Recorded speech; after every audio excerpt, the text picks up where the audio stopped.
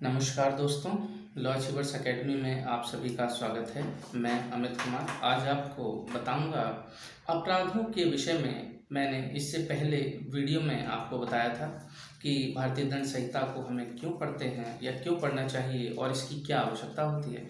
आज मैं आपको बताऊंगा कि अपराध कब अपराध होता है और किन अवस्थाओं में यह दंडनीय होता है। तो इसे जानने के लिए सर्वप्रथम हमें ये जानना होगा कि अपराध क्या होता है। किसी भी विधि का उल्लंघन करना अपराध कहलाता है, लेकिन कौन सी वो विधियां होंगी जिनका उल्लंघन करना अपराध होगा? जिससे किसी भी व्यक्ति के किसी अधिकार का हनन होता हो, वह कार्य जो सरकार के द्वारा या विधि के द्वारा करने से रोका गया है और उसको करना अपराध कहलाता है। इसी के साथ फिर हम आपको बताएंगे कि देखिए, सामान्यतः अपराध के बहुत सारे आवश्यक तत्व होते हैं, किंतु कुछ सामान्य तत्व होते हैं जो सभी अपराधों में समान रूप से दर्शित होते हैं। जैसा कि अपराध के आवश्यक तत्वों के बारे में कहा जाता है कि अपराध के 4 आवश्यक तत्व होते हैं। सबसे पहला, मानव। कोई भी अपराध कोई अगर व्यक्ति करता है, तो यहाँ मैंने मानव का प्रयोग किया। देखिए, अपराध जानवरों के द्वारा किया गया अपराध अपराध नहीं होता। मानवों के द्वारा किया गया कोई विधि द्वारा निषिद्ध कार्य जिसके द्वारा किसी व्यक्ति को कोई क्षति पहुँचे,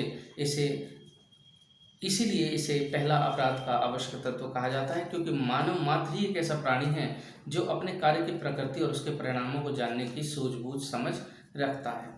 अतः किसी भी अपराध को करने के लिए सर्वप्रथम पहला आवश्यक तत्व मानव का होना अपेक्षित है। दूसरा, दुराशय। दुराशय से तात्पर्य दोषी मस्तिष्क, बुरी भावना, गलत इरादा, जो कुछ भी हम गंदा सोचते हैं, यह दुराशय की परिभाषा में आता है। तो अपराध का दूसरा आवश्यक तत्व दुराशय होता है। इसी के साथ फिर अपराध का तीसरा आवश्यक तत्व कार्य या लोभ। देखिए, कोई भी अपराध या तो किसी कार्य के द्वारा संपादित किया जा सकता है या किसी लोभ द्वारा संपादित हो सकता है। कार्य विभिन्न कार्य हैं, जैसे हम किसी का रास्ता रोकते हैं या कोई व्यक्ति किसी अन्य व्यक्ति का रास्ता रोकने का प्रयास करता है, किसी को अनायास ही मारने का प्रयास करता है।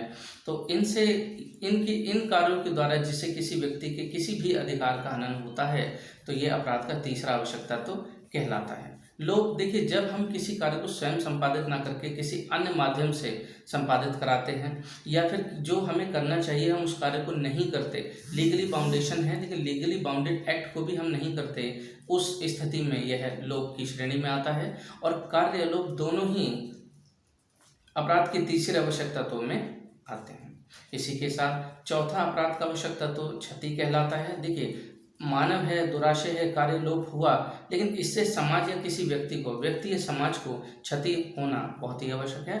अगर क्षति होगी तभी यह अपराध की श्रेणी में आएगा, अन्यथा यह अपराध की श्रेणी में नहीं आएगा।